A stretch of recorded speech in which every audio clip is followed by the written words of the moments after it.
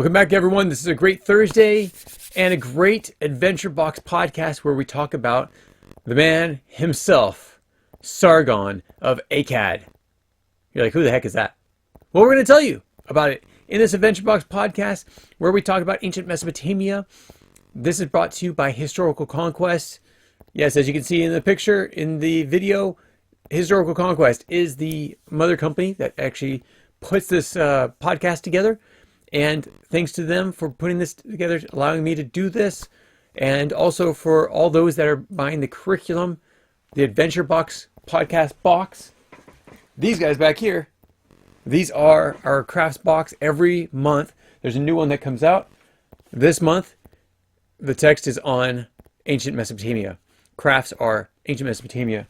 And if you remember, clay tablets, so you can actually write your story, write a secret code, whatever, much like they did with cuneiform in this time. But let's go on to what we're going to be talking about today. Today, we're diving into the rise and the fall of the Akkadian Empire. This holds a title of the world's first empire, and we'll also learn about how it declined. Well, how the decline basically led to the third dynasty of Ur.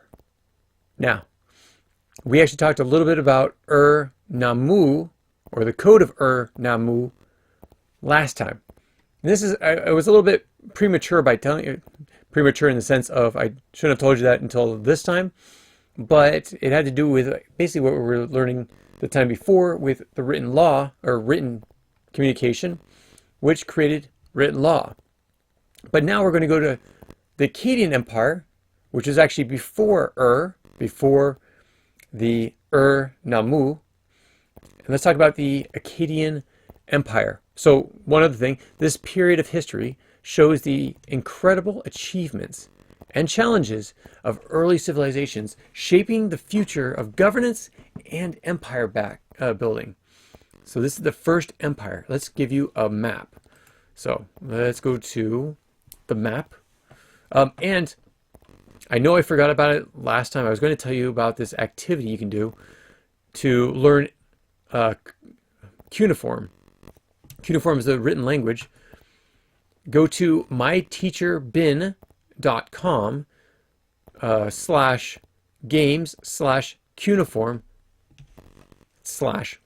and you'll come to this where you can actually learn how to write in cuneiform. So you can actually put different markings down and learn how to write. Now, if you're going to write an A, it would be that. So you'd have to change the direction of your cuneiform tool. So you can actually learn how to do this and play it. Also with cuneiform, we also have a link to cuneiform cookies. So you can pass them out to your friends and put secret messages on them written in cuneiform. And they can either eat them or read them and then eat them as well. So just a little extra little craft there.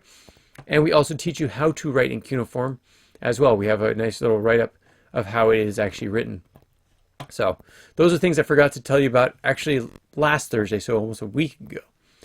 So those will actually be in your box. You'll get them on a piece of paper with instructions of how to use the clay tablet that we give you, so you can write cuneiform or write your own messages on them and then dry them as well.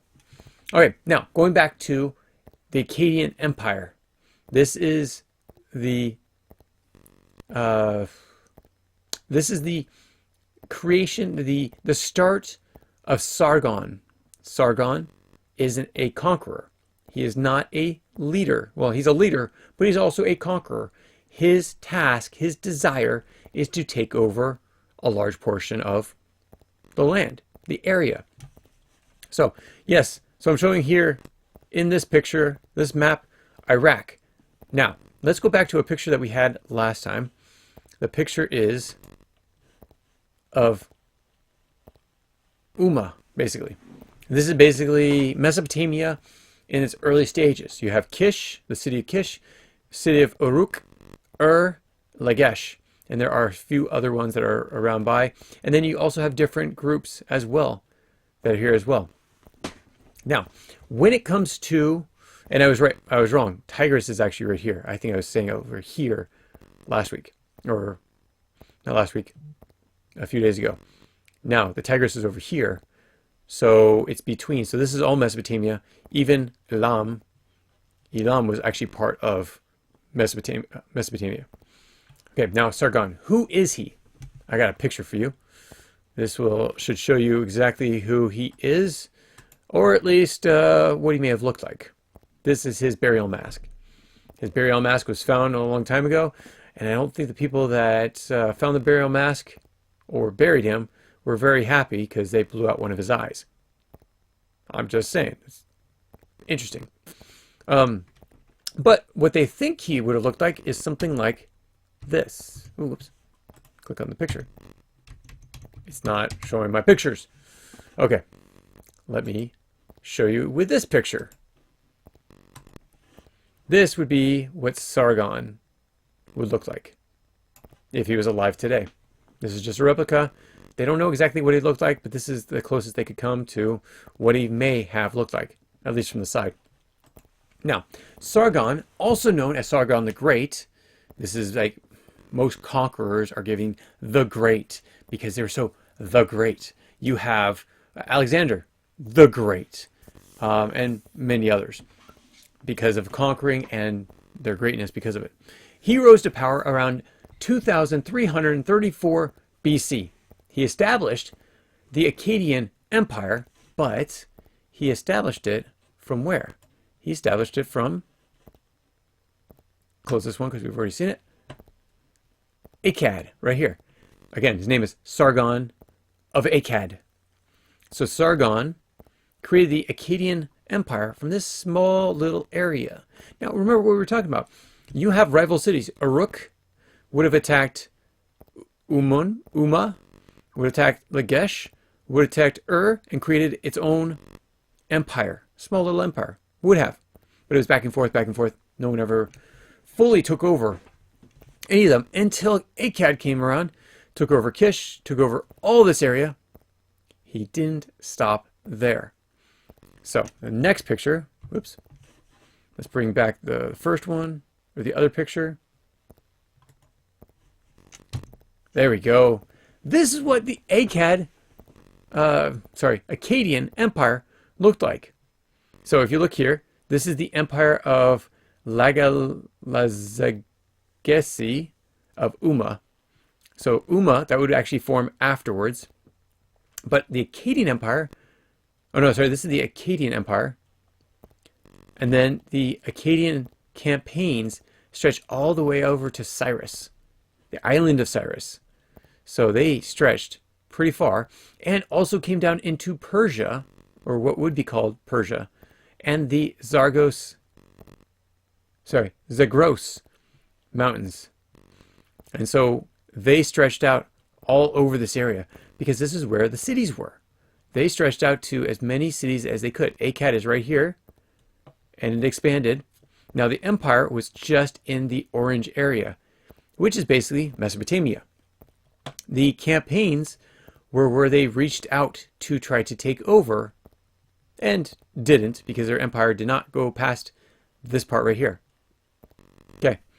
And then, remember I was saying on Tuesday, the empire of Lagalzegesi of Umma was actually this little area right here. That's the empire of Umma. And that's actually where, basically, when the Akkadian Empire falls, Umma will take over. Okay, so let's go back into... I got something stuck in my throat. Okay, so let's go a little bit more into who Sargon was.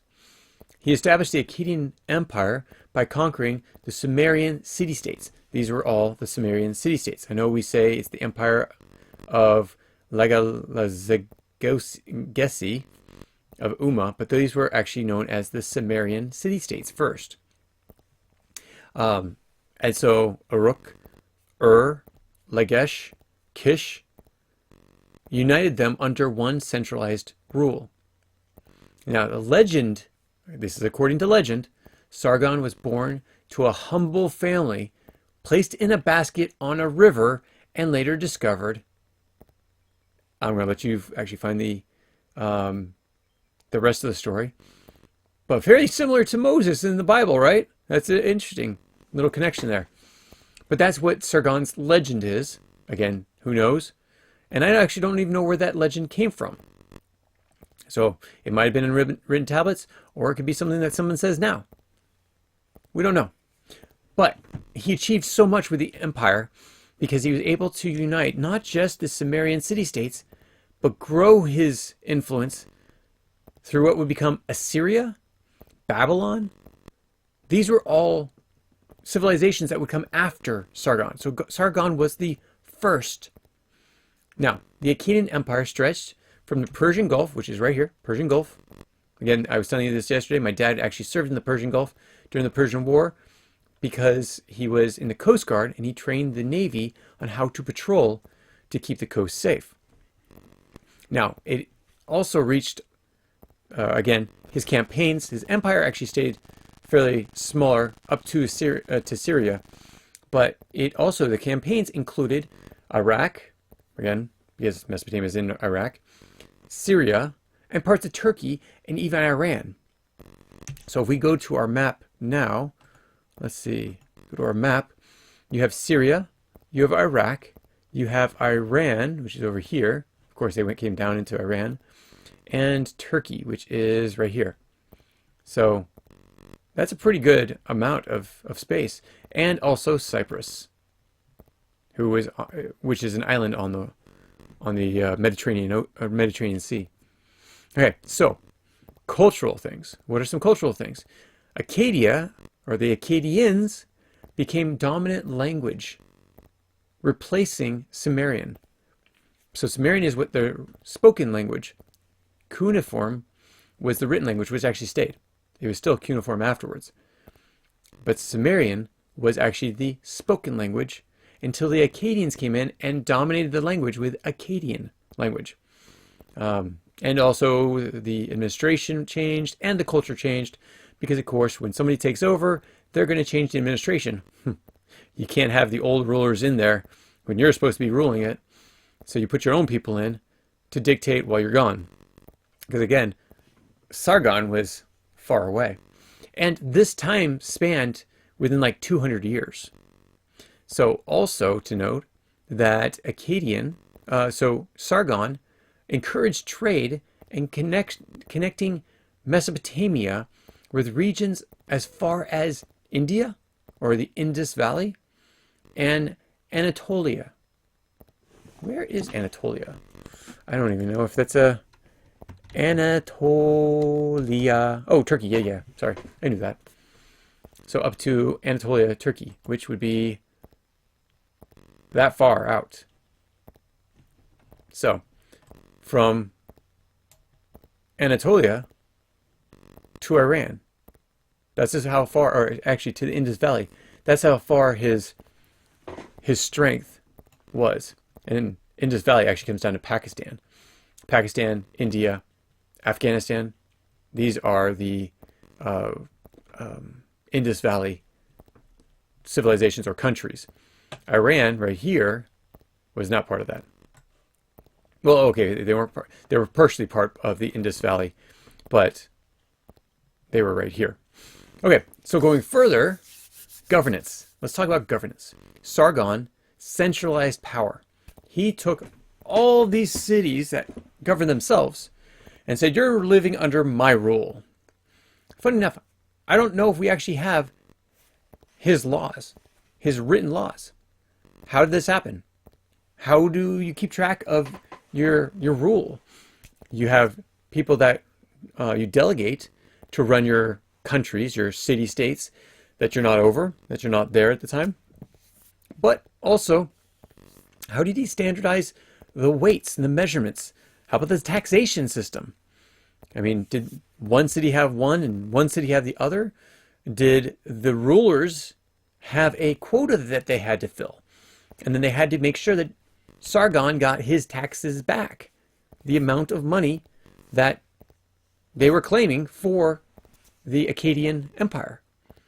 I don't know. These are great questions. I would love to know at some point, but it was so far ago, that's so long ago, that we don't have records when it comes to knowing exactly what they did for the weight scales, trade, measurements, taxation systems, legal laws. According, as far as we know, the earliest written laws that we have copies of, that we have the actual artifacts of, is the code of, do you remember it? Ur, which was the country, Namu, which was the leader. The code of Ur-Namu was the first, as far as we know. So let's talk about some of his innovations. How did he take over all this land or spread his influence throughout all these lands? Again, someone that supposedly was started off in poverty and a modest living, a humble beginning, to all of a sudden a conqueror of nearly the entire Middle East, or a large portion of the near Middle East. The Akkadian Empire had a professional standing army, first one of its type. First advanced army, trained and dedicated to the Akkadian Empire. They also had advanced weaponry, blacksmiths, huge there, swords, every type of weapon that they needed, all standardized, all for the military. This enabled Sargon to maintain control over the vast area because he was basically the only one with an army. When he took over land, he brought more of those people into the army. He grew it. Now, the funny thing is the more you grow your army with people that are not Akkadian, the more they might just fight back. The more they actually might rebel. Which brings me into a good topic, rebellion and resistance. Now, he was strong. Sargon had this ability, this strategy to take over all this land. But Sargon faced constant rebellion from where? Of course, those city-states that used to govern themselves. They were unhappy with Akkadian rule. So his successors also struggled with the same threat. External threat from neighboring regions, but also internal threats from the city-states that they took over and they were ruling. The people were not that happy. So what happened to the Akkadian Empire?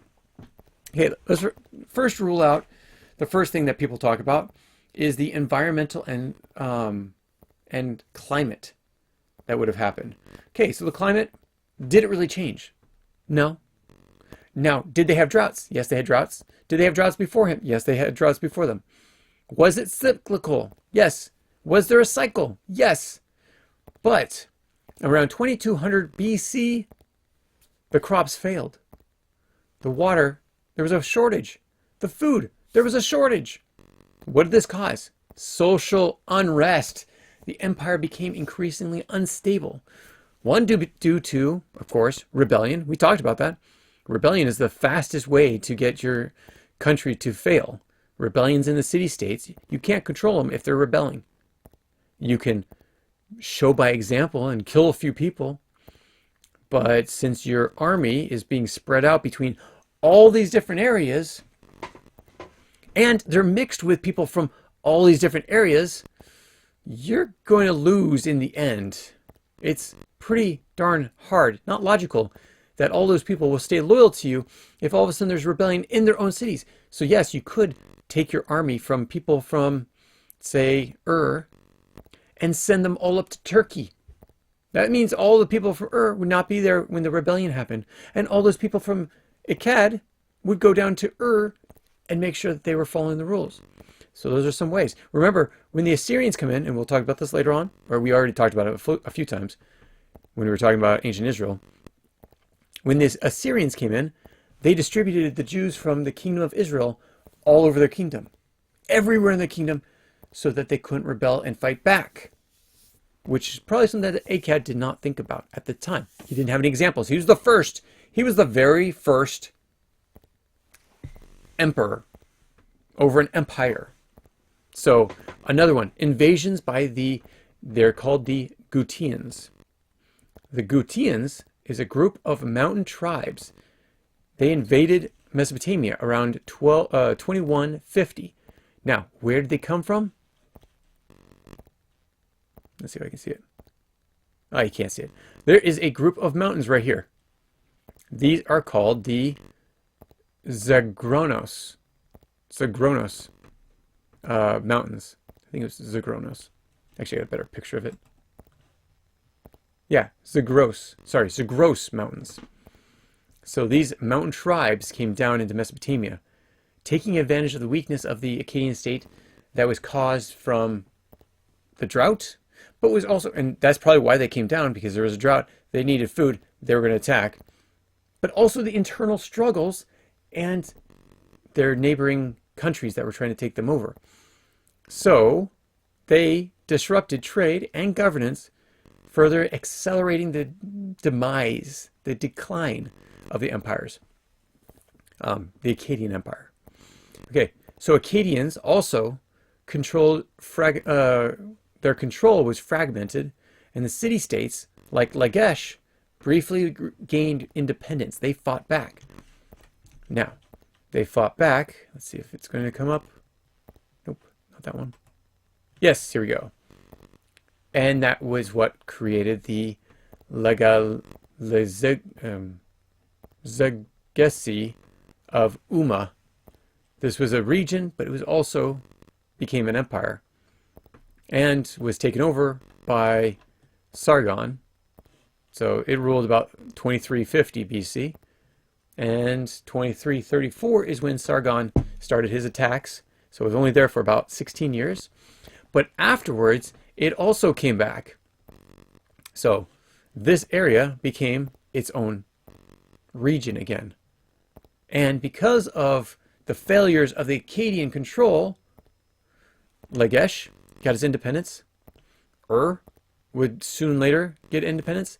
And Uruk, if it was still around at that point, would have gotten, I actually don't remember where they went down. But and Lagash got their independence. So, at this point, is the rise of the third dynasty of Ur. Again, Ur the third is how you'd see it. Ur with the Roman numerals of 3. So the leadership around the years of 2112 BC, Ur-Nammu, the king of Ur, established the third dynasty. They kicked out the Akkadians. They took back their strength.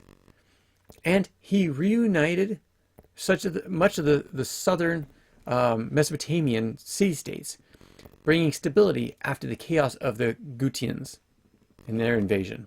But it was the Gutians that probably gave them a little more strength towards fighting off the Akkadians, because the Akkadians were so busy taking on those from the Zagros mountains, the mountain tribes of the Gutians.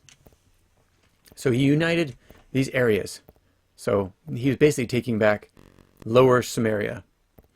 Now, with this, the Sumerian resistance, Ur III marked a cultural and economic revival, often referred to as the Sumerian Renaissance.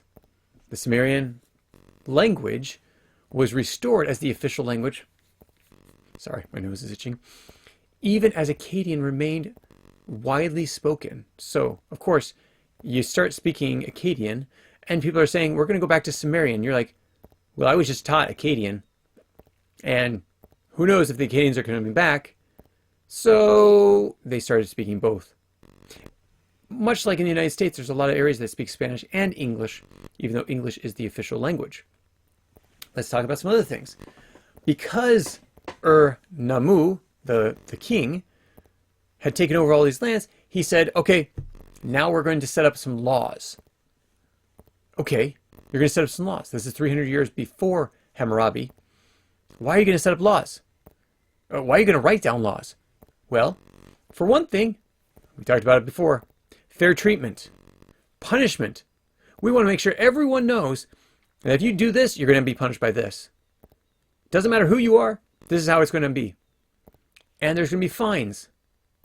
Like you said, you break a tooth, you pay 2 shekels. Now, is this the same as, this was one of the rules of Ur-Nammu. If you break a tooth, you get in a conflict, and you break a tooth from one of your opponents, knock out a tooth, you have to pay 2 shekels to that person. It's a fine for basically stopping crime. And there's physical retribution for these certain crimes. What was another thing? Ziggurats. The ziggurat of Ur, built under the reign of Ur-Nammu. And it is one of the most famous examples of Mesopotamian architecture. Actually, I don't have a picture of this. 1 second. Give me one. This is the ziggurat of Ur. Right now. Look at that. It's still like almost fully intact. Almost. So this is what you can see right now. If you went there to go visit, I would love to visit this place. This would be amazing to go see. That's supposedly what it looked like before. So from this, it's still basically there. To this, only thing that's really missing is the temple, the deity, the patron deity of Ur. That temple is the only thing that's really missing. Look at this. Look at that. I mean, the designs are still in there. Compare that to Uruk. Now, the ziggurat was built around 2000 BC, and Ur somewhere around 3000 BC, slightly less. So let's say 2900 to 3000 BC, somewhere around there. 1,000 years older than this ziggurat. But that's pretty amazing that this ziggurat is still standing in such good condition. Again, let me bring you back one second. I'm going to bring you back to actually what we showed last time when it comes to Uruk. Remember? This is what Uruk looks like now, currently. I mean, you could basically just think that was a mountain if you're flying over it. It looks like that mountain. That was a ziggurat. And now, this one of Ur is still standing.